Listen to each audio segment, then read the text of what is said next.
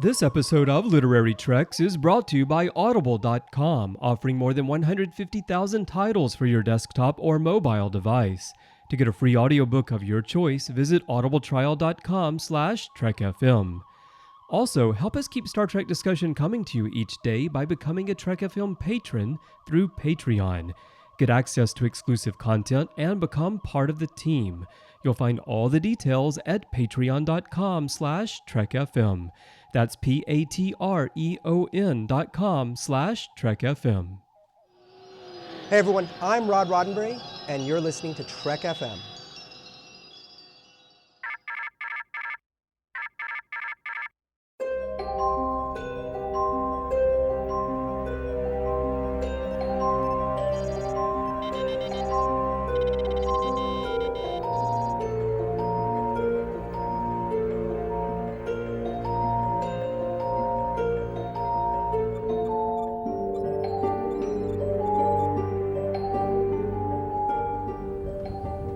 Are you taking all these books?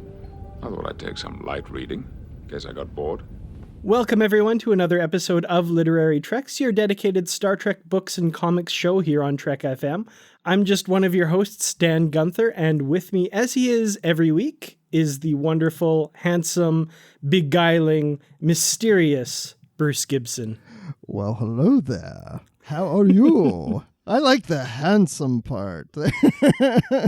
I thought you might like that. You know, stroke the ego. It's all good. Yeah, it's so good that, I just want to do the show now. I mean, I did before, but now I really, really want to do the show. No, because, I have to tell you something. You go to work and you work all day and you get tired, and then you got something else maybe you have to do after work. And then you're like, oh my gosh, I have to record a show tonight. Am I ready? I just like, I'm not mentally there. You know what I'm talking about, Dan. We're not mentally there. But then you come on and it all just kind of swoops you over and you love it. And you love just doing this and talking Star Trek. It's just the best. And I don't like doing it just with you. I like doing it with other people too. Well, this is quite a shock. I had no idea. I'm betrayed. Even though you're handsome also, I like doing it with other people. Like, you know, Amy Nelson from Earl I remember her. She's great. Yeah. I love having her on the show. As a matter of fact, I think we should go ahead and beam her in. Can we do that? Did we? Oh, that is so cool. Hey, Amy, how's it going? Well, hi, guys. It is awesome to be here with you on Literary Treks. It's great having you. Yeah, it's always great having you for sure. Yeah, you're very handsome. Oh, why, thank you. Flattery will get you everywhere. Well, we've got a couple news items that we want to talk about before we get to our feature. So let's first talk about kind of something that's making really big news in Star Trek right now. And that is, of course, that Star Trek Discovery has a release date, and that will be September 24th. But that also means that the long-awaited Star Trek Discovery tie-in novel, the first original novel in Star Trek Discovery, written by David Mack, also has a release date. And that will be on September 26th. So 2 days after you get to watch Star Trek Discovery, you get to read about it from the wonderful author David Mack and his novel Star Trek Discovery: Desperate Hours. So, question for you guys, how quickly after this comes out are you guys going to be rushing to pick it up? The day of. Yeah. That's the right answer. Amy?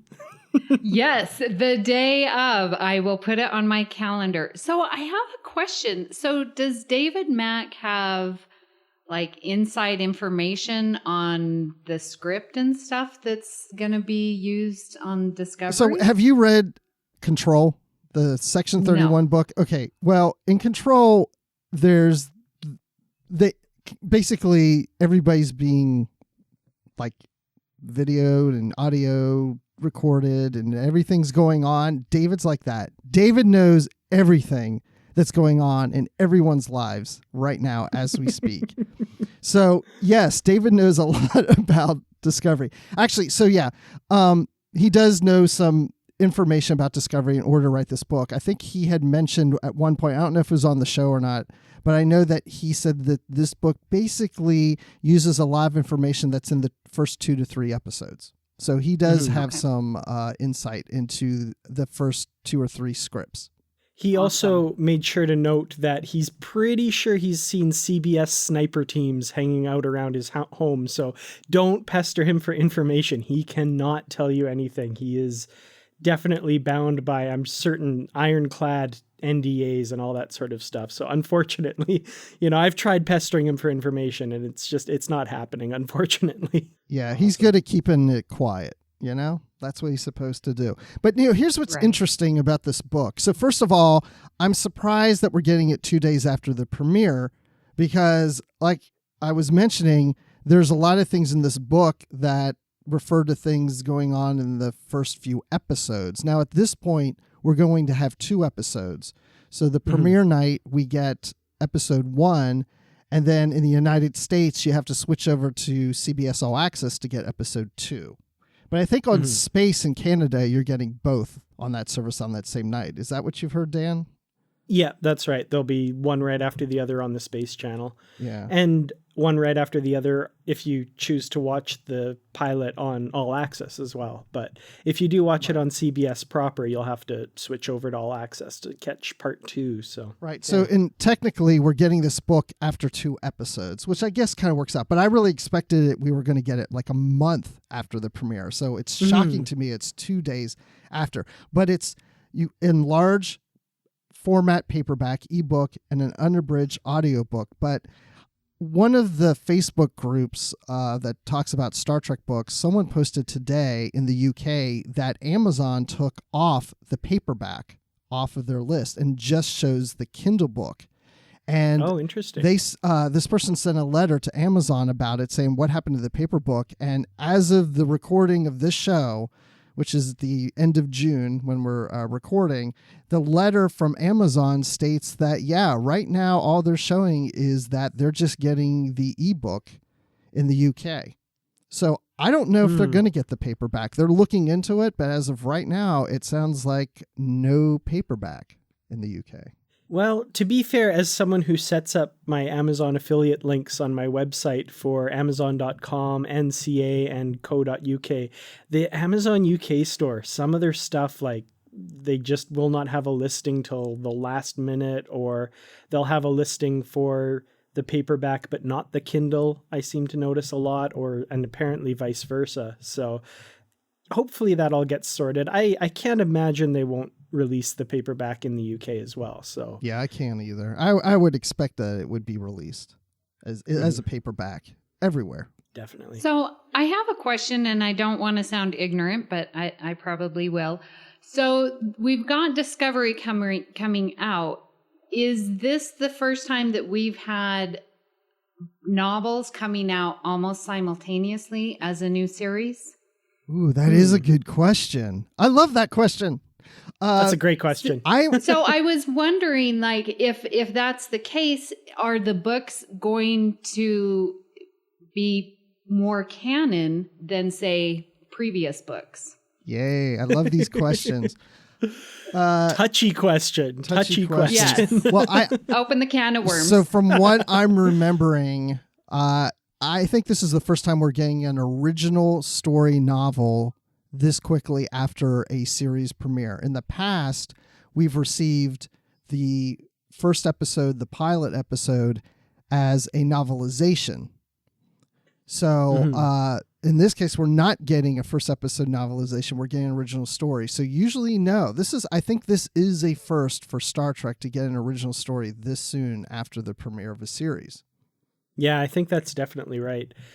Regarding the whole C word, canon, touchy subject among Star Trek fans, the thing that's really cool about Star Trek Discovery is Kirsten Beyer, who's a big-time Star Trek novelist, wrote amazing Star Trek Voyager books and continues to do so, hopefully soon, is on the writing staff of Star Trek Discovery and is kind of the liaison between the publishing side and the show. So there will be a lot more, from what I hear, close relationship between those two sides and a very kind of tighter knit between those two going forward. I don't think they would say that they're canon, but I would say they would probably have more weight and they're more likely to follow what's on screen than we've seen in the past. So, for example, the TNG novel we reviewed last week, which obviously there was not a lot of very close work between the two based on the differences that we got there. So in this case, I think it will be, those two sides will work a lot more closely together. I think it's definitely more canon than the other books and comics were to the other series, because the showrunners are somewhat involved in this. So, but yeah, Dan, I agree with you. It's like, I think everybody should be careful, publishers and stuff, to say, oh yeah, it's canon. And then somebody overwrites it in the series. And all of a sudden it's like, wait, you didn't follow what the novel said about, their eyes were green, but on the show they're blue. Ah! So there might be more inline story following. I think so. Yeah. Yeah. Makes sense. I'm going to assume they're directing David Mack quite a bit. Right. Yeah. For this novel. And then we've got the comic series coming out too. We don't have a date yet on that, but probably shortly after that, and maybe October, we'll see the comics. That's going to be exciting. That time there, we're just going to have a discovery overload after waiting for so long. It's going to all kind of drop at once, and we're going to go, no one's going to see us for a week. That's okay. I have no problems with that. I might just call in sick and not go to work. Well, wait, my boss might be listening to this. No, of course I would go to work. Duh, yeah, come on. That was all in jest. Bruce, he was winking the whole time he said that, I swear. Yeah. The second piece we have here, of course, is we have a new comic book to talk about. So we're going to talk a little bit about TNG Broken Mirror number 2. So this is the second comic in the third if you count the Free Comic Book Day comic, I suppose, but the second in the series proper for the Mirror Broken series, which features Jean-Luc Picard and his group of officers from the Mirror Universe trying to take over the Enterprise, moving from the Stargazer and executing all their dastardly plots and that sort of thing. So, Bruce, what did you think of Mirror Broken number 2? I would say this one so far has been my favorite out of the 3. And just because I think, the Free Comic Book one was kind of like a prequel short story. First issue was setting things up, and now I feel like we're really starting to get into the heart of the story. And I've really gotten used to these characters being the Mirror Universe characters. I mean, it's like Picard feels like Picard, but like a badass Picard. And same with like the other characters. I guess we'll kind of talk about it more as we go along, but even the last few pages, for some reason, were fun for me. Yeah, the way it ended, I kind of thought if you had just told me that's how the whole story goes and ends, I would have been like, I'm not really interested. But the execution here is great. I love... I don't think I'm giving anything away because it's on the cover, but Picard and Riker have this epic knockdown fight, and not something I'd normally really be interested in, just, two people trying to beat the crap out of each other. But this comic made it interesting and fun, and it is a wild ride. So very, very cool. Amy, did you get a chance to take a look at the comic? I did, and now I'm a little saddened that I missed one of them. So I need to get on my game a little better. You guys need to clue me in a little. No, that last few pages, and I'm telling you, that picture, the very last one with Riker, is that not Riker? That is his essence coming through, even though he's, the Mirror Riker. Just that grin and that smile, and it is Riker. It's like, you have to go up against him, and then if Picard does, and it's like, all right, I'll listen to you. What's your game here? Yeah, that glint in his eye, it's just total Riker. Absolutely. Yeah, singular eye. Right? I think that's why I really like it. It's really coming across to me that these characters really are the characters we know, but just different, and in a different universe. It's like I can really feel that if for some reason their universe took the same pattern ours did, that they would become the characters we know and love in the Prime universe. But, Riker and Picard, they're testing one another. Even though they're beating up on each other, at the end you get that same respect like they have in the Prime universe. You can tell they're just like, I trust, I've learned to respect you from this fighting, And even the cover for the next issue, number 3 that's coming out, looks very interesting to me.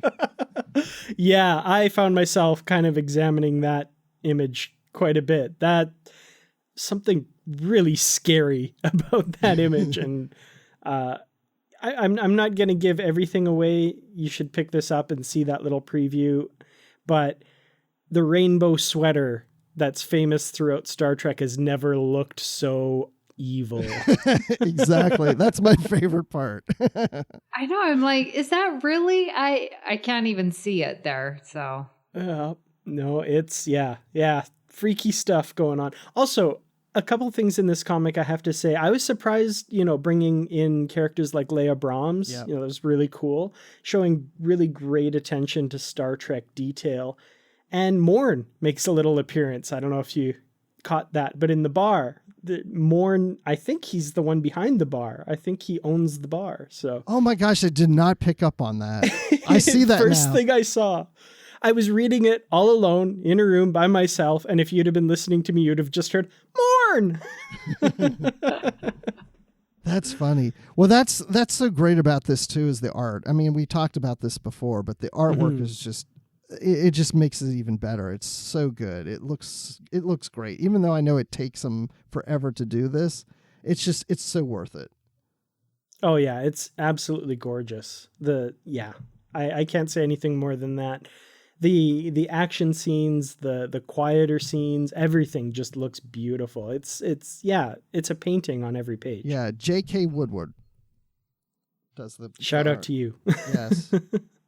yeah, Geordi looks a little different to me. Like I can't quite see his personality in it like I do the others. It's tough when you take away the eyes. Yeah. Yeah. But I love how, of course, Troy has a big integral part in this, so that's always good. She looks a little older in this, but still the sexy mama. Yeah, well, yeah, she's kind of had a rough life in the Mirror universe, yes, right? Apparently. But that's one of my favorite scenes is when Troy is basically interviewing each crew member to see who's the most loyal. It's like you get that sense of, oh, she's still a counselor in some respects, but she's the inquisitor on the Stargazer, and so she's up to no good, but it seems like she's up to good to the crew members. Like, she's caring, and it's like, oh, tell me about yourself. What do you think of things? Because I'm going to use that against you. Exactly. And I noticed the little hint, which I'm wondering, I'm sure it will play out in the future, but Picard's like, I know how to block you reading me. And I thought, ooh, that's going to come up, I bet. Mm-hmm.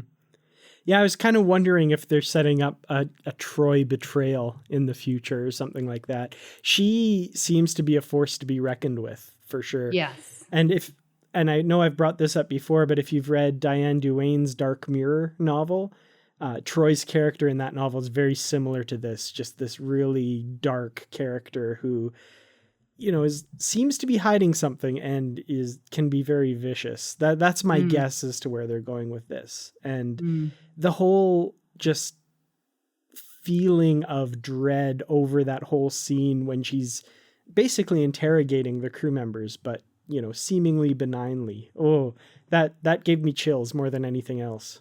Yeah, because they're like, well, can I tell you things? I mean, they're talking to her like, she's the counselor. Well, this is between us, right? And, oh, yes, it is. Well, it's not, And so, yeah, that duplicity there really shines through.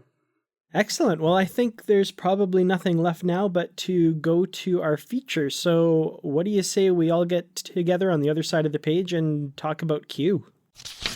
So today we're discussing another Star Trek The Next Generation novel. And this is the first novel of a 3-part series called the Q Continuum. And this book is called Q Space. Now, what's really cool, and Star Trek fans out there who are in the know will really appreciate this. This is actually one of the numbered TNG novels, and it's number 47. I don't know. Did you guys catch that? I did not. Yeah, we're reading book number 47, which I think I remember when I first bought this back in the day when it was brand new. I was like, ooh, number 47, that's going to be cool. And I kept wondering if they'd acknowledge that, but they didn't quite go that deep. That's interesting. No, I didn't even realize this is one of the numbered books, but it makes sense because this is what came out. Was it? I don't have it in front of me, but 1999. That sounds about right. I don't have it in front of me either. Oh, I will let you know. The one time I don't have it in front of me either. Oh, I have my notes, but I don't have the book. Oh, come That's on, bad. guys. I rely on you because I wait, here we go. I have it. Ooh, 1998. Oh, so close. Ooh. So close. So I did not read this book when it first came out in 98. I can tell you that. As a matter of fact, I can tell you this is the first time I've read this book. Ooh, excellent. So can you tell me what's special about the numbered books and why are some numbered and why some are not? I love your questions, you know? It's a great question. That's a great question. Bruce? Oh, wow. Okay, I will tell you this. So when Pocket Books started publishing Star Trek novels around 1980, shortly after the motion picture, they started numbering all the original series novels. So it was not sequential in the fact of the continuity of the stories. It wasn't like book 2 leads to book 3 or whatever. They just numbered them. So you could have a book that takes place in the movie timeline, in the movie era, and that could be book number 10, and then book number 11 comes out and it has nothing to do with 10, and it takes place in the 5-year mission. So it was just Right. it was just a way to keep up what the numbers of the books.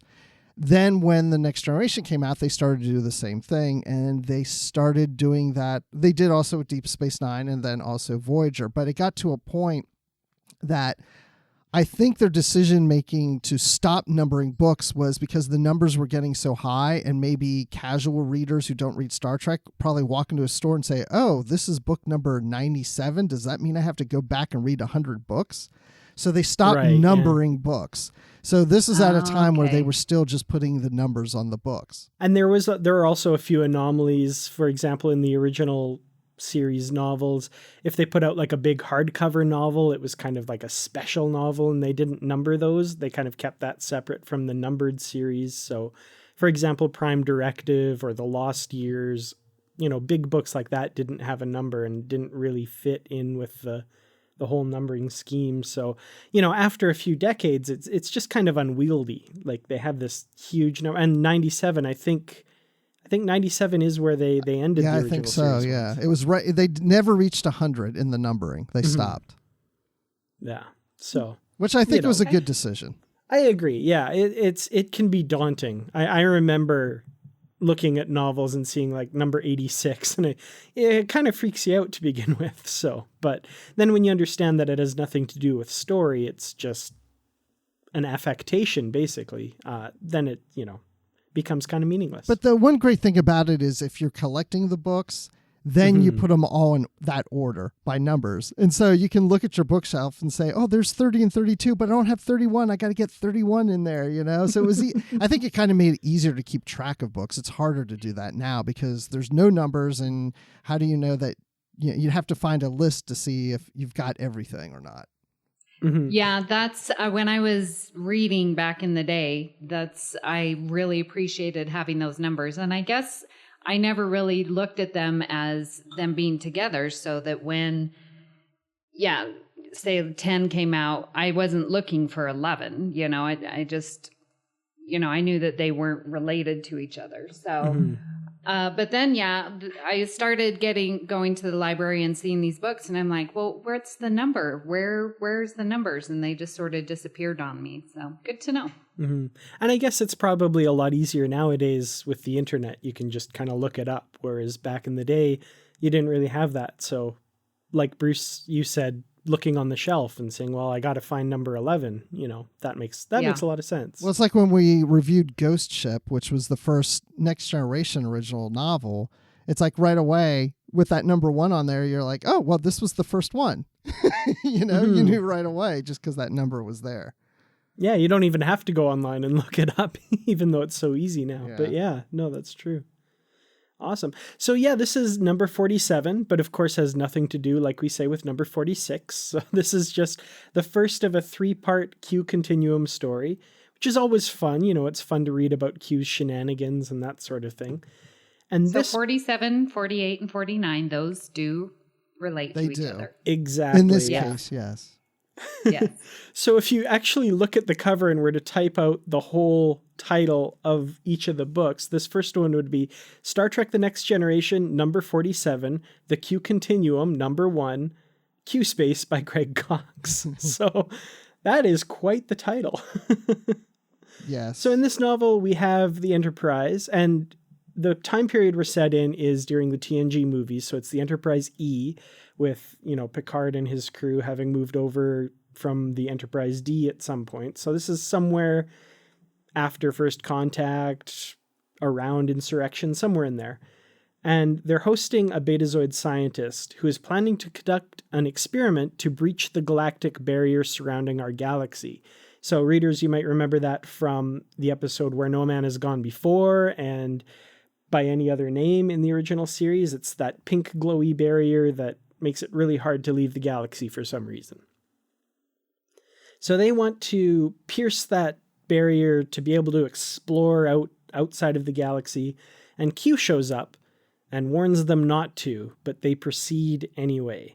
So Picard presses Q for a reason. Q doesn't really explain why they shouldn't do this, so Picard says, well, sod off, we're going to do it anyway, and they press forward.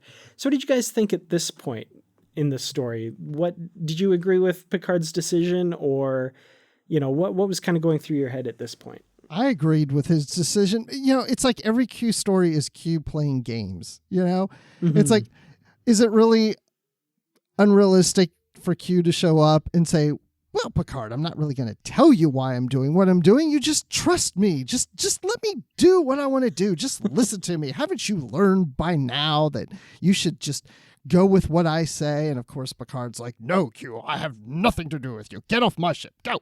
It's like always the same thing. So, it's the same, like Picard's like, I'm going to do my thing. I'm not going to listen to you. I don't know what you're up to, Q. I don't trust you. So I can totally understand why he did what he did. I just got an image of Picard with a corn broom getting, scoot, Q, get out of here. Yeah, I thought the same thing too. It's like, if Picard's going to do what he's going to do because the science and he's following the logic, and if Q is not going to give a rational reason, then there's no reason to trust him. I mean, it's been proved in the past. You don't trust Q. Okay, but why doesn't Q just tell him? I mean, that actually started to annoy me, because Q, there's scene after scene after scene where the Enterprise is going forward with this whole mission, and Q keeps showing up and saying, why aren't you doing what I said? Why aren't you listening to me? Turn around. Stop it. Stop pushing those buttons right now. And Picard's like, tell me why. And he doesn't. It's like, just, I feel like Kirk right now. Just tell him, man. Just get it over with. I mean, come on. Because Q likes having the power and being the all-knowing. And so you need to do it because I said so. And that should be good enough because I know everything way more than you. And I think that's always been Q's stance. That makes sense. But at the same time, couldn't he just snap his fingers and send the Enterprise to the other side of the Beta Quadrant? I mean... Well, that's a good point. If he doesn't want the Enterprise there, then just get rid of them. Yeah. But I guess, this is kind of the perennial problem when you bring Q into a story, because generally speaking, unless the story throws some sort of barrier in his way or some sort of obstacle, he's all powerful and can do anything. So yeah, the kind of Q's almost desperation kind of rang a little bit false to me here. But at the same time, if he was able to stop Picard, I guess we wouldn't have a story. So there we go. That is true. But Yeah. like Amy said, I mean, this is just the way Q is, you know? It's like, it's almost like he's a parent where he's like, I want you to do this. And the kid says, why? Because I told you so, and it's like, and I'm always wanting to see if you're going to do it. I want to see if you're going to listen to me. Right. Q enjoys watching the crew of the Enterprise. So he's not like going to us. flick him away. He's not going to flick him away because he wants to see what they're going to do because he's always so curious with them. So flicking him away would deprive Q of this enjoyment that he gets from observing them. That makes sense. Yeah. And like you say, Q wants the crew of the Enterprise to bow to his superior knowledge. And ultimately, I think, yeah, you're right. He wants them to just do as he says. And of course, we know Picard, and Q should know Picard. He ain't gonna do that. So the Enterprise, of course, presses on towards the Galactic barrier, and we get a familiar faces, I guess. Do they have faces? I don't know. The Calamarain shows up, and They don't have faces, I don't think. I don't think so. No. I can't use that familiar colloquialism. That we see a familiar gas show up, and the Calamarain, that's this group of gaseous creatures from the episode Deja Q. They that episode where Q loses his powers, they show up immediately to kind of take revenge because Q doesn't just pick on humans; he's picks on everyone. So that's where we know these guys from. And they come and they kind of threaten the Enterprise. And while this is going on, Q whisks Picard away, ostensibly to explain why they shouldn't breach the barrier by showing him Q's past. Kind of almost Christmas Carol style, like come look at my past and learn the lessons, I guess. Which is funny because Patrick Stewart did a one-man show of A Christmas Carol. Oh yeah. Yes, that's right. But yeah, I thought about A Christmas Carol when I read this. It seemed similar to that. But Q again likes to take Picard off someplace and show him Picard's own past, which we again kind of see this in this one scene. But now we're seeing Q's past, which is very interesting to go that route because now we're really learning about Q's childhood, and who would have ever known that we would get to see that moment. I'm almost surprised that Q would want to share that with Picard, but I guess he has his reason as we get through this book and the other two. Yeah. Well, that brings me to kind of something that I thought that was really interesting in this book, and it was that we kind of see a side of Q that we've never seen before. You kind of alluded to Q being vulnerable to Picard and showing this side of him that, like you say, it seems odd that Q would expose himself to that sort of scrutiny in that way. So, I mean, we have seen Q vulnerable before, and notably when he lost his powers in Deja Q, as I mentioned. And we've seen him naked, too. That's vulnerable. That's true. He's exposed himself in a different way as well, I suppose. Without a trench coat, okay? Oh, dear. But yeah, most of the time in stories, we're used to Q kind of holding this sword of Damocles over the crew of the Enterprise and having this great power over them. But in this case, he makes himself very, very vulnerable to Picard, and especially, like you said, revealing what his life was like as a young Q and his kind of naivete and inexperience in dealing with the universe. So what did we think of how Q was portrayed as a younger character? What did you think of kind of that side of Q? I think what Greg Cox was going for is showing that Q has always been pushing the boundaries and pushing the edge with everything, including the Q Continuum. And so we see that here we have, in my mind, we have this lovely Q Continuum where everyone's doing what they should be, and the social norms, following social norms and doing what Qs do. And then we have Q, and he's out and about causing ruckus everywhere, and that he's been doing it all along. and that he sort of seems to be the extreme of what is portrayed for the Q Continuum. Yeah, I agree. I guess I liked the way he was portrayed. He didn't come across in a bad way as a child. He just more curious, more inquisitive, and more pushing the envelope. Experimenting and trying to find his place and figuring out where he belongs and what he should be doing and what his powers really mean and what is his place in the universe and what is he going to do for the next several billion years. That's a lot of time to figure some things out. But I don't know, Dan, did it work for you or did it not work for you with Q as a young lad? Well, I thought it was really interesting, and I think Q himself would argue with me really hard on this point, but I felt like it really humanized the character of Q, because you think of him and he portrays himself as this all-knowing, omnipotent being, and just the idea that he even had a childhood where he could make mistakes and kind of, we know he's ignorant and that sort of thing, but, just the kind of naivete that he displayed as a youth and potentially falling in with the wrong crowd, possibly, that we see maybe starting to happen here, and being influenced by people smarter than him. I don't know if that's the correct word, but more worldly than him. Yeah, I don't know. And taking advantage. Experience. Yeah, more experience. Yeah, experienced and able to manipulate him, Yeah. which was really interesting.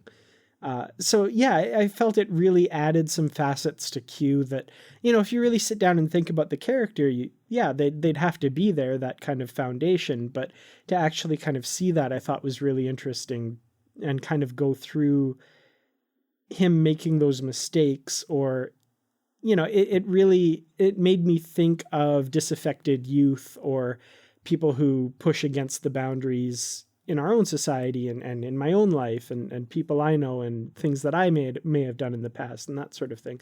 Is really interesting take on the character for sure. Well, what did you think about, because we see Q fall in love with Q and how that interplay worked, because he takes Picard and they see the first little date that they have and stuff like that. And I sort of got the feeling that there's something special about Q and Q's relationship. And then they have this child. It seemed like there was something unique about that I hope will be explained more in the other books.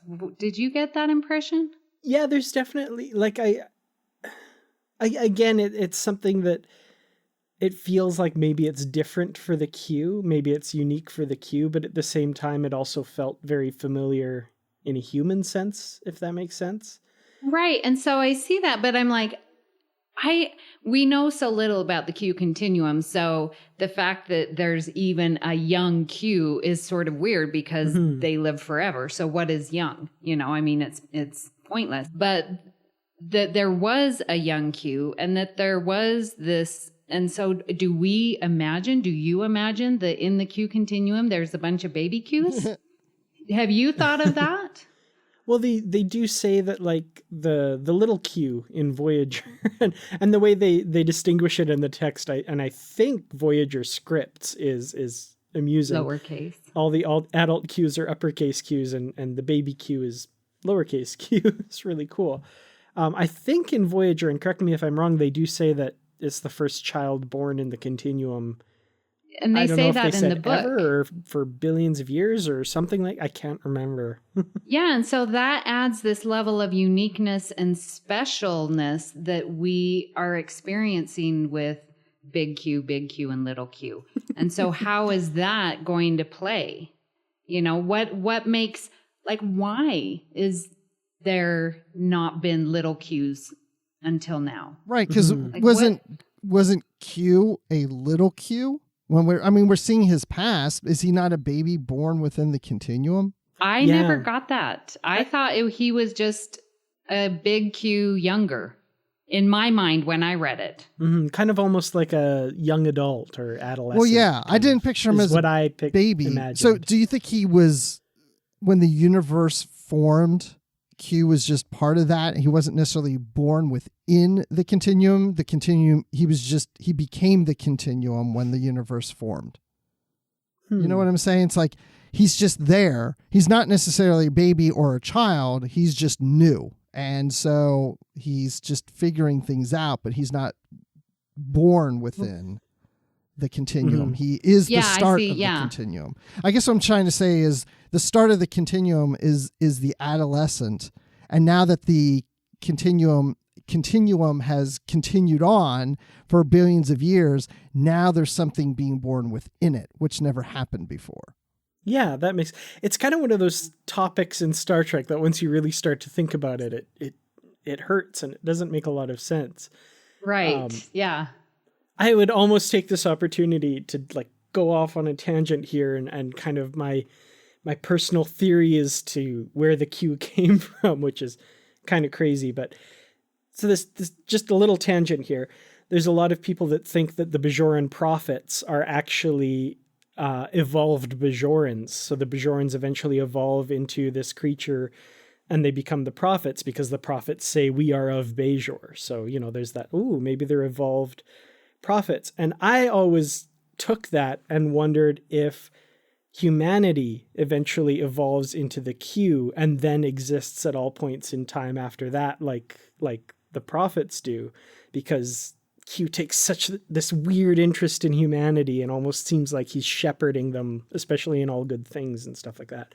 But anyway, that's kind of neither here nor there, but that's something that's always been in the back of my mind. That's very interesting. I never thought of that. That's an interesting take on the Q. I feel like something, Dan. Yeah. I really don't. I just like, wouldn't that be cool? But yeah. Dan is closer to becoming a Q than we are, obviously. Oh man, they're so arrogant. I couldn't possibly. I'd be the worst Q. I'd be a Canadian Q. I'd be like, snap, flash. Oh, I'm sorry. Oh my gosh, that is so funny. One day you'll evolve into an arrogant Q. It's just a matter of time. In a billion years, you'll be there. Well, if I could have half the charisma of John Delancey, I'd actually take that. That'd be pretty cool. I didn't buy the love though that much between the two Qs. Like it just doesn't. I don't know. It just doesn't really feel that like great of a relationship to me. I don't know. I just didn't connect like they're in love. I mean, I assume they are, but it just didn't feel that way to me. I mean, I guess maybe it did. They're pretty snarky with each other. They're snarky with each other, so maybe they are in love. I don't know. I also watched the Q and the Gray on Voyager, and that didn't really quite work for me there. So maybe that's why that the episode's kind of sticking in my head as I read the book. So one thing I do have to say this book has going for it is as you're reading it, you've got John Delancey's voice in your head as Q, which I think Greg Cox captures perfectly. But you've also got Susie Plaxton's voice in your head as the female Q, which is just wonderful. I love her. She's so great. Agreed. So with this particular book, like we said, it's book 1 of 3. So we get this kind of cliffhanger ending. And part of me, like, I have a bit of a tough time doing a thorough review of this book because it is just part 1 of 3 and we get that kind of cliffhangery ending. So, like, obviously, I shouldn't really chime in a lot in this one because I've read, books 2 and 3 multiple times now. Oh, you're cheating into this. We're new to this. Yeah. So I read these books when they first came out way back when, and then I read them, I think in 2015, I reviewed them on my book review website. And then now I've reread book 1 for this podcast. So I've really read this book and I know what happens going forward. But I was wondering for you guys, have you guys read books 2 or 3 yet? Oh, no. Yes, you did, Amy. I know you've read 2. Oh, okay. So no, I was, back and forth with Bruce while I was on vacation, and I finally got to the end and I'm like, I can't stop. I have to keep on reading. And he's like, no, don't do it. You're going to get them all mishmashed together. So I did read the first 3 chapters and then decided, you know what? I am going to get them mixed up. So I did stop reading. So the cliffhanger, I'm on suspense on pins and needles right now. Oh, excellent. Oh, so Okay, that tells me the first 3 chapters of book 2 do not answer what happens in the cliffhanger. That is very true. Well, the first Spoiler 3 chapters, alert. the first 3 chapters are just Majel Barrett going, last time on Star Trek: The Next Generation. Exactly. So I was wondering if you guys have kind of any speculation for where the story is going to go next. So, we know there's some sort of menace that's lurking beyond the barrier. It seems that this barrier was built not to keep us in, but maybe to keep something out. And, what do you guys think of that? What do you think of Zero or Not? Is that how we say his name? I can't remember. They did mention in the book. No, Nil. Nil, that was it. Or Null or Nil or, yeah. Nil. And okay. no, in my head as a math teacher, it's 0. Yeah, every time I read it, I remember them saying, oh, it's, nil. But yeah, in my head as I read it, it was 0 every time. Yeah. And then at first I was like, oh, because you're going with the alphabet with Q. And so then I was like, oh, but that's not an O, that's a 0. So then it was 0 in my mind because they didn't say nil until almost the very end. And by then it was already in my head as 0. So he's 0 in my mind. I had to look for a capital O to compare to see if the typeface was the same. And then I realized, okay, yeah, it's not an O, it's a 0. Right. Yeah, exactly. So just so that I'm clear, so the ones that like chapter 3, chapter 4, and then what would it have a little, what is it called? Oh, interlude. Like interlude. Yes. Oh, interlude. yeah. So those interludes and the weird speech and stuff, I'm assuming that that's 0. Yes, that's what I assumed too. Wait, I don't know now because Dan's got this look. Yeah. I know. I'm like, oh, darn it. So those interludes, I'm now assigning to 0. And yeah, definitely there's something and Q and his relationship. I think Q is going to learn a lot because 0 is completely manipulating him. And so what's the name of the next book? Q Zone. Q Zone. Yeah. Zone. Yes. So at the end, I did sort of have this, I don't know, maybe realization, but I was like, because the whole time I'm like, why is this called Q Space? I don't get it. Q Space, what does that mean? And so by the end, you've got, again, going back to this galactic barrier, that here is where the Q space is, and the book is talking about Q's life, and so we are basically living in his space. But now when 0 comes into the continuum, now he's entered in the zone into the Q Continuum, and so now that's going to be the zone of where the next book is. That's my hypothesis. I always thought, because you've got your T zone or something like that. Is the Q zone kind of the outside and then a little stick off the end? I don't know. Let the record show that in an audio medium, I just indicated the T zone of my face and all that stuff. Yes. So, apologies to everyone who's just listening, which is, everyone but the 3 of us. Awesome. So, Bruce, what do you think is kind of going on here? Gosh, I read so much, I watch so much, and sometimes I get confused where certain things were. But when we did Q Squared last month, wasn't that in the story where Q actually was part of the galactic barrier at one point? Wasn't that in that story?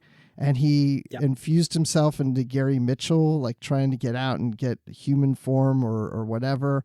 There was a connection there. It was in that book that Q was like sent back in the past or whatever and locked into the galactic barrier.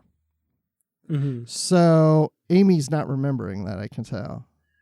Yeah, I remember him going into that person that you just said. Gary. Yeah, but I don't remember the connection with the barrier, actually. I mean, there wasn't a lot to it. I think it was just one quick scene, or it was mentioned in a chapter.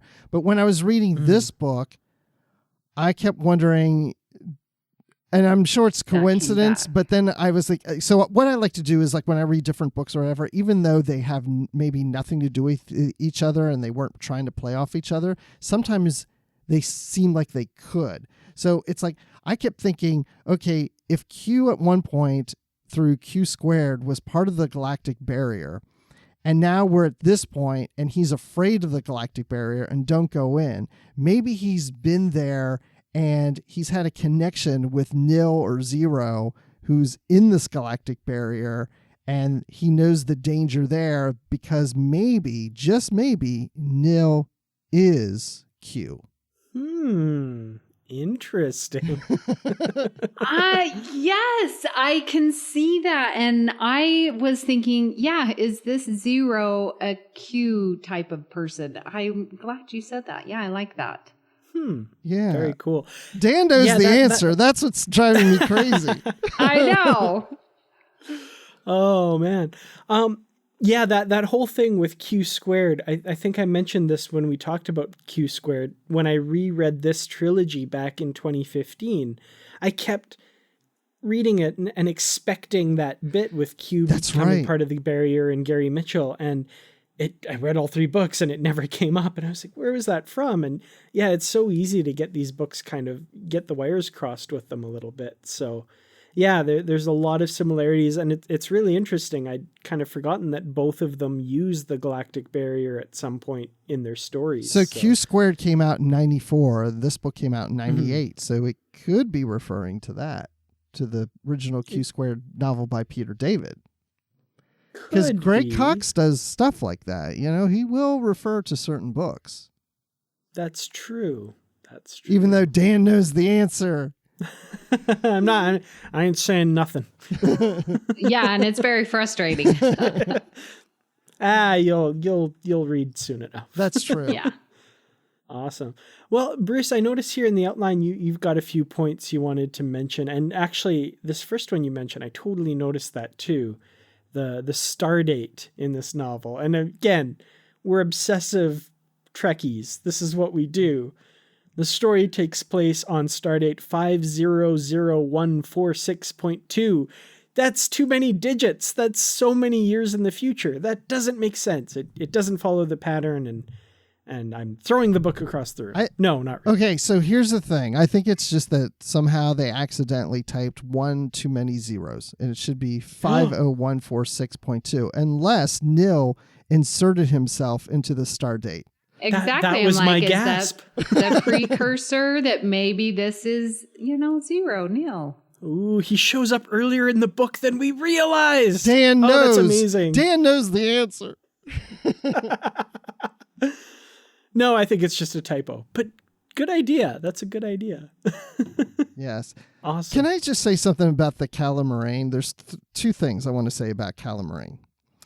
It makes you think of that song from Thank Deep Space you. Nine? I keep thinking Calamarain, count to 4, Calamarain, then 3 more, Calamarain, if you can see, Calamarain, you'll come with me. Yep. Every time. Amy, do you know what we're talking about? Not one note of that do I know. Well, it's probably best you don't. It's considered by most people, it's a song that is done in a Deep Space Nine episode called Move Along Home. I think it's from the first season, and most people consider that the worst episode of Deep Space Nine, if not the worst episode of any Star Trek. I actually really like it. I don't mind it. I watched it like a few months ago, and I was just like, I didn't think it was that bad. Anyway, we're off on a tangent. So you know what else I liked? And I had to text Amy this the other day. This is my favorite line in the novel. I don't know why, but Q says to Riker, "Oh, do sit down, Riker. You're not impressing anyone with your manly posing, except maybe the counselor, that is, and even she can see right through you." I don't know. Because, we always talk about, Riker and his leg up on things and all his posing and all this stuff. And I think even the book we were talking about last week, I forgot to mention, they mentioned something about him leaning on Picard's desk. It's like, he's always got these poses. And I just love that, Q calls him out on it and says, and even the counselor's not impressed. She sees right through you. And this is a perfect example of where the author, I think, gets Q's voice just pitch perfect. Like, you can't read that line without hearing John Delancey's voice. Like, it's so, do sit down, Riker. Like, that's so Q. I love it. Yeah. Yeah. And then we have another scene where Geordi says to Reg Barclay about Mr. DeCandido in Transporter Room 5 said you wanted this immediately. Now, I had to point that one out because Mr. DeCandido is the last name of Keith R.A. DeCandido, who's written many, many, many Star Trek books. And so I'm sure that's where that came from. It's a shout out to him. Nice. I love that in novels when they do that. So, like in the Kirk novels, we had those beasts of burden, the Ordovers, and we got Mr. DeCandido here. And I love picking those things out. That's really cool. Yes. And I also like Picard pointing out that Cisco punches Q. Like, almost like, that seemed to work. Maybe I should punch you too,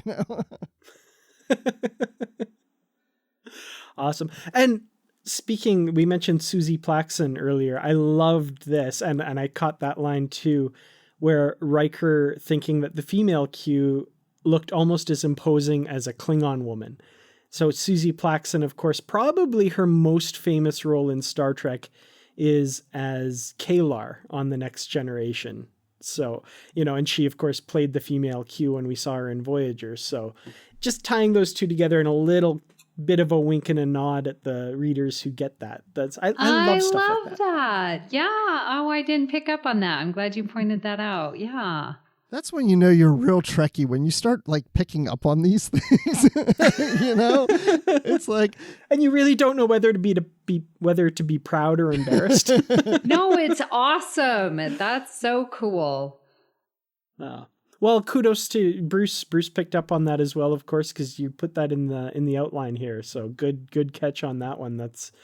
Those are deep references for Star Trek fans. So. Yeah. Good stuff. I wanted to, since we're talking about the female Q, when she's in, I'm assuming the medical with Dr. Beverly Crusher and Troy's there, and the female Q is like sort of complaining and just like how to be a mother of, little Q.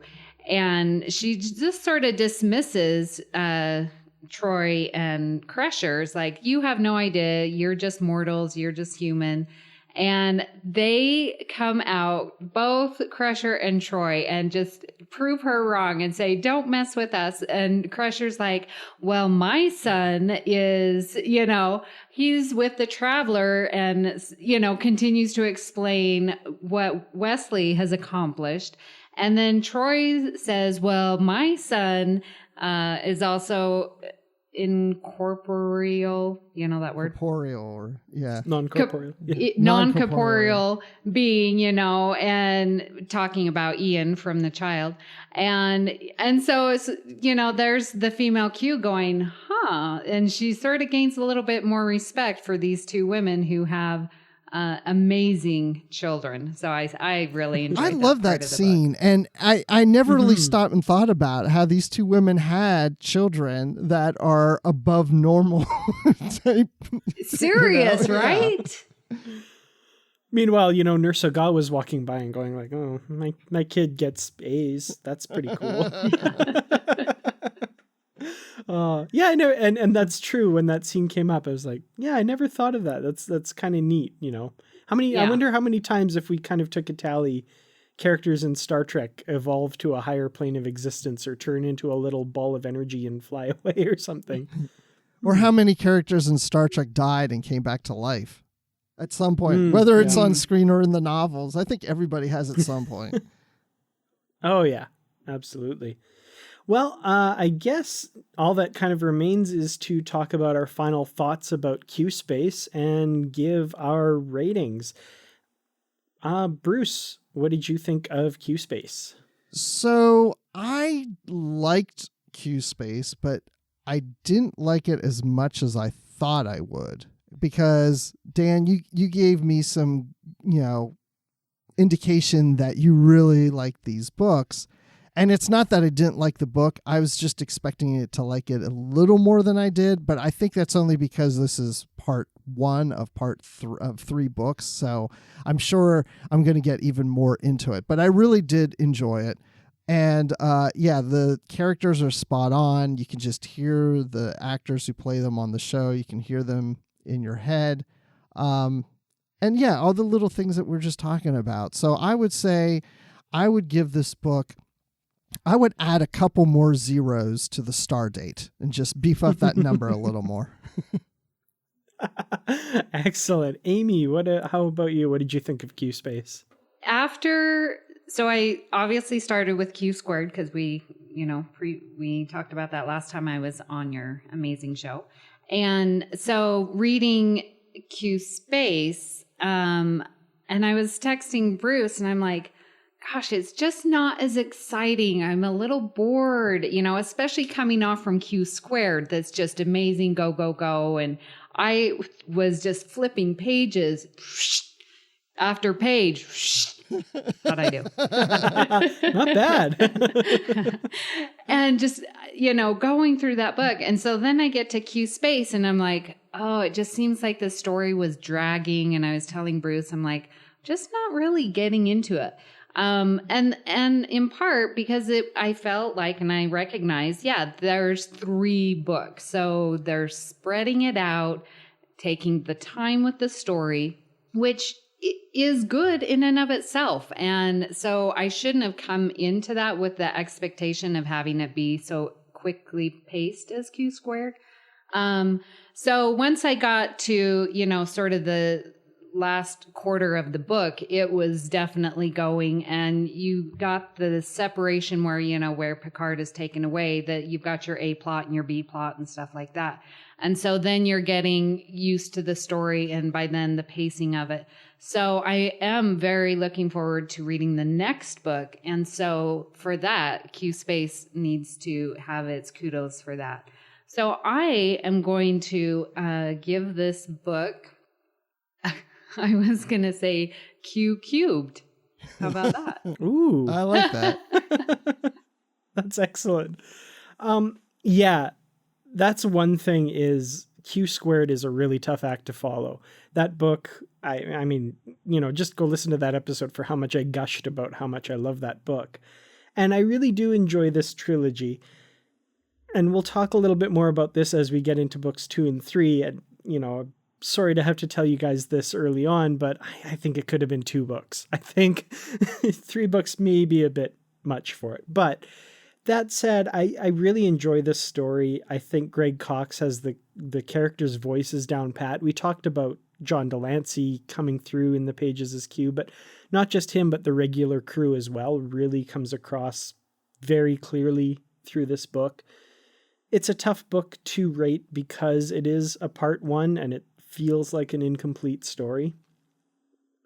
That said, I really do enjoy it. And so I would have to give this 4 different characters played by Susie Plaxon. Quiet, everyone, because we're done with the feature. I want to start this with a word that began with Q. So that's why I said quiet. So we don't really need to stay quiet. But I really did enjoy talking about that book, and especially with Amy here, because she's like our Q expert now on the show. Because every time we do a book about Q, she's on. I am so glad. And yes, I think I'm going to have my fill of Q books for a while. Excellent. Well, Dan's got a Q tip for you. Wait, let me clean my ears and listen carefully. Not that kind of tip. Oh. His Q tip is to keep reading Q books. Going on to Q Zone number 48. Absolutely. Yes. So everyone out there, pick up Q Zone, TNG number 48. We'll be discussing that one soon. But quality, quintessential Q stories are not the only things we've been talking about on the network. So here's a quick look at some of the other things you may have missed elsewhere on Trek FM. Previously on Trek.fm, Literary Treks. McCoy eventually gets command of the Enterprise, and one of the reasons for this is that he makes little comments to Kirk occasionally about how he has a cushy job. You know, he's got, this nice comfortable chair he can sit in, because McCoy at this point, he's got a lot of people getting sick on the Enterprise. There's colds, there's broken legs or whatever. I mean, there's just, for some reason, sickbay is busy. The 602 Club. There's a certain aspect to what's happening with superhero stories where they really sort of want the villains to be more complex, and they want you to sometimes sympathize with them and have their personas be, deeper, richer, perhaps not so pure evil. The Ready Room. Yeah, I think it's almost like a journal or a diary entry, a verbal diary reflection in the middle of the episode when he's reflecting on society. And it's the thing that I love about it, it's all very socially aware and well written. It's really well done. But Spock's verbal description of everything going on struck me this time. This would be like if in The Next Generation you hear Captain's Log, First Officer William Riker, recording for Captain Picard, who's currently on holiday. And that's what else is happening on Trek.fm. So check out all of these shows and join the conversation about your favorite corner of the Star Trek universe. Perhaps even that's the Q Continuum and beyond. You'll find us wherever you get your podcasts. And if your Q is an Apple user, be sure to hit the subscribe button in Apple Podcasts on iPhone, iPad, or Apple TV, or the desktop iTunes app to get the latest episodes as soon as they're published. And please leave us a star rating and written review. And if you're not an Apple user, well, we've got you covered as well. Just as much as Q would have your best interest at heart. You can find our shows on Google Play, Music, Stitcher, TuneIn, Spreaker, SoundCloud, Windows Phone, and in most third-party apps, and you can stream and download the MP3 file from our website or grab the RSS link. If you'd like to help us keep all of our shows coming to you each week and you're a Q, please snap your fingers and make that happen. But if you are not a Q, you can become a patron of the network on Patreon. Visit patreon.com/trekfm, that's patreon.com/trekfm to get all of the details. Perks include early access to episodes, exclusive content, producer credits, omnipotence, total control over space and time, and more. Available through our special patrons website, Patron Zone. Some of those are not actually available. It requires a great deal of money to produce, host, and distribute these shows each month, and we really appreciate any support you can give us and hope you'll join the team. Again, you'll find all the details at patreon.com/trekfm. Wow, I'm so impressed with you, Dan, with all the cues. I might be out of them now. I'm kind of pushing in here. That is just so cute. I put a Q in cute. It just doesn't really work. But anyway, you know what? We've got some feedback. And I don't mean like audio feedback. It's not like I have ringing in my ears. This is like listener feedback where they send us emails. So, okay, we've got one here. This is from Rebecca. I'll do Rebecca. What? She's amazing. She's great listener. Oh, okay. Well, amazing Rebecca sent us an email. And Dan, I'll let you read an email from Dan just because you guys have the same names and it'll be like Q and Q where we get all confused. Which was the Q we're talking about? Which is the Dan we're talking about? So amazing Rebecca says, I am new to the Trek literary verse and have only read a few books out of sequence. What books do you recommend for readers interested in the Next Generation post-Nemesis era? I admit that David Mack's Star Trek Control and Dayton Ward's follow-up books are disturbing. But I just think she means that in a good way. But we should expect this as the franchise matures. Picard will always be my favorite captain, and this isn't the first time captains have made decisions fans may not like. Just think of Sisko lying to the Romulans or Kirk giving weapons to alien worlds. I'd like to learn more about the process of Picard becoming an ambassador to Vulcan. I hope that Picard does not lose his command. Well, first of all, that last part, I will say, we don't know for sure if Picard will become an ambassador to Vulcan in the books. He has in the comics, but they don't necessarily always sync up. So we may see something different play out in the novels. He may not lose command and become an ambassador like he does like he is in the comics, but you never know. Maybe they will go that direction. So I'm very curious myself to see what's going to happen with Picard as we go forward with the novels. As the question to the recommendations after post-Nemesis, that era, that's a very common question, actually. I hear that quite often. So we've never really talked about this on the show. So here's my thought, and Dan, I think you should weigh in on this too. So some of the post-Nemesis books in the TNG title are, you have like Death and Winter, Resistance, Q&A, another Q book, right? Q&A. Those 3 books I have never read. I have them, but I never read them. I then hit the 4th book after post-Nemesis in Next Generation is Before Dishonor. That one I read, had no problems. I wasn't lost because I hadn't read the 3 books. I feel like Before Dishonor is a good start to get into the continuity if you don't want to go through everything, and then goes to Greater Than the Sum, which then leads to Destiny. And I think Destiny it's a 3-book series. I think that's a must read. If anything, it's a must read. But I do feel like the 2 books I mentioned kind of help set things up to get you prepared for Destiny. Then after that, I think you can go either way with Losing the Peace.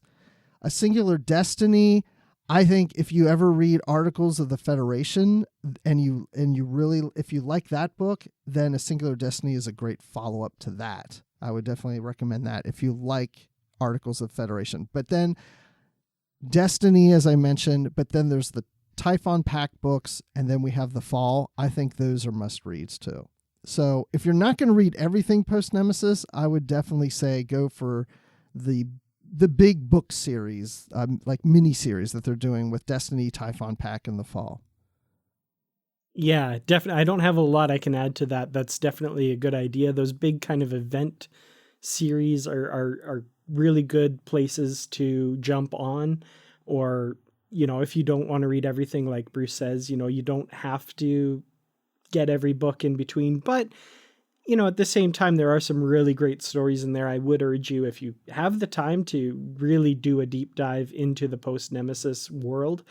I notice Matt Rushing sent you a message as well, Rebecca, with a link to a website that is a really good list of post-Nemesis reading. And I'll get Matthew to put that in the show notes too for when this episode goes out, so listeners can check that out. It's StarTrekLitverse.yolasite.com, and he's got a post-Nemesis reading list on there. And it's a really great way to kind of go through a checklist and hit those books that, are really take place after Nemesis. And it's got everything. So you can pick and choose in there, but if you want the whole story, every little piece of it, it's got every book in there that takes place post-Nemesis. So definitely check that out. Yeah, I definitely recommend that site. I use that all the time, or I just like looking at the chart that they put together. It's very fascinating how all the different novels connect. So that's definitely a great resource. So Dan, what does Dan have to say? Well, we got a message to the show from another Dan. I thought I was the only Dan in the world, but apparently there's another one out there. So, I hope to be able to meet him someday. Well, get used to it, because when you become Q, there's other Q. Oh, man. Now I get it. Now I get how confusing that is. Well, Dan says, I read way too much Star Trek. There's no such thing, Dan. Yeah, no. You're saying this to the wrong people. I'm confused. I totally don't understand the premise of your message, but I'll continue. But to help keep everything straight, I often refer to the Voyages of the Imagination reference book, which I think is great. But it's time for Volume 2. Do you know if there are any plans to do a Volume 2? Voyages of the Imagination is a great reference book for sure. Back from the days where we had all these great reference books. We've gotten a recent redo of the encyclopedia. But other than that, we don't have the chronology from the back in the day. And the Voyages of the Imagination book for the novels was really, really great. But of course, it is really far out of date. There's been tons of novels published since then. And as far as I know, there are no current plans to do a volume 2, which is kind of unfortunate, but at the same time, we do live in the age where a lot of this is able to be found online. That website I mentioned with the last with Rebecca's email is a really good way to keep track of the books. Now, it doesn't go into as much depth as Voyages of the Imagination. I think the best part of that book were the interviews with the various authors and the kind of behind the scenes stuff. And unfortunately, there's not as much of that. But that is one thing that we kind of do in audio form here on Literary Treks. So, there's kind of, we're missing that, but we've got some other things going on. I don't know. It's something that's missing. I think I would love to see a volume 2, but unfortunately, as far as I know, there's no current plans to update that book. Yeah, I don't think there are current plans, but I'm actually surprised it's only been 11 years ago. That book feels older to me, but I just looked it up. It came out in 2006, and I do love that book. So I would say, just write into Simon & Schuster and request it, a volume 2 or an update, and let's show interest, because I would definitely buy that. And maybe it'll be like the encyclopedia that the Akutas did, and it's like a 2-book hardcovers next to each other. They've gotten so big and heavy, because I got my encyclopedia sitting over here, and it holds the house down. They're so heavy. That's a load-bearing encyclopedia, Bruce. But I love it. Seriously, I just went through the encyclopedias the other day looking at something. And, a lot of things are online, but to this day, I still will put out these new encyclopedias to look something up. Mm-hmm. Yeah, definitely. They're so much fun. Well, we'd love to hear your thoughts on today's show, and there are many ways you can do that. The best place to join in the larger conversation is the Babel Conference. It's our listeners group on Facebook. Just type BABEL, Babel, into the search field on Facebook, and it should come right up. And if you'd like to send us an email, you can use the form on our website at trek.fm/contact. Choose to send to a show and select Literary Treks. That will come right to us, just like it did for Dan and Rebecca, the amazing Rebecca. And you can also find the network on Twitter at TrekFM and on Facebook at facebook.com/TrekFM. You can also find us on our Goodreads group, where we have bookshelves with all of our previously covered books, as well as our currently reading section, so you know what is coming up for future shows. You don't have to be an omnipotent Q to find that out. We've got it all there on Goodreads. There are also great conversations happening about the books and comics, and this Q joke's getting really old, so I'm going to stop doing that. Just search for Literary Treks on Goodreads and click Join Group, and we'll let you right in. We'd also like to thank Ken Tripp, Greg Rosier, and Brandon Shemutala for their support of the Trek FM network, and of course for being associate producers for Literary Treks as well. Now, Amy, when you're not taking Captain Picard on a whirlwind tour of your youth and showing where it all went wrong, where can we find you? Well, you can find me co-hosting Earl Grey, Trek FM's dedicated podcast to the next generation. I'm also on Twitter at Miss Amy Nelson, tweeting all the fun things that I'm doing Star Trek-wise. But my favorite place is on the Babel Conference, so you can find me there. Excellent. Oh, am I supposed to... Bruce, where can people find you? You can do that, sure. Hey, you can find me on Twitter at Admiral_Rex. That's a little underline, Admiral_Rex, like that. And then you can also find me talking Star Wars on the Star Wars Report podcast at StarWarsReport.com. And you can also find me in the Babel Conference, just like Amy is. And I bet Dan's there too. So Dan, when you're not in the Babel Conference, where can people find you? Well, you can find me on YouTube talking about Star Trek at youtube.com/Kurtrats Productions. That's KERTRATS.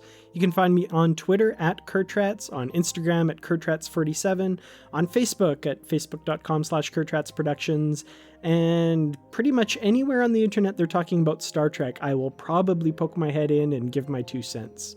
So thank you everyone for listening, and until next time, live long and read on. What do you call that, light reading? To each his own, number one.